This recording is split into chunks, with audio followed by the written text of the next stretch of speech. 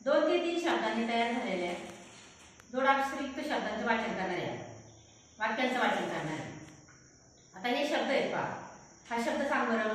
राष्ट्रगीत. आता तुझ्या जवळ एक वाक्य बनवलेलं आहे पहा. जोडाक्षरयुक्त शब्दाने तयार झालेलं वाक्य. वाच बरं ते. कल्पना चित्र काढते. आता इकडे पडेल, ह्या बाजूला पण वाच बरं इकडचं. वाच बरं. पाण्यात कचरा टाकू नये. Very good. म्हणजे पहा ते एक वाक्य तयार झाले. तू वाच बरं. दादाला पुस्तक मिळाले. छान. आता हे एक वाक्य वाच बरं ग. शरद स्वाध्याय लिहितो. शरद स्वाध्याय लिहितो. हे पण एक वाक्यांचं कायदा तयार केलेलं आहे. वाच बरं. आपण स्वच्छता पाळावी. रस्त्यावर कचरा टाकू नये. छान वाचलं बरं का. वाचा तुम्ही. राकेश अभ्यास करतो. सुनीताने स्वच्छ गणवेश घातला. Very good. म्हणजे जोडाक्षरयुक्त शब्दांनी तयार झालेल्या वाक्यांचं सोपे सोपे वाक्य पाहिजे याचं वाचन तुम्ही छान प्रकारे करतायत पहा. राजवीर तुझ्याकडे एक वाक्य तयार केले पहा. ते वाच बरं.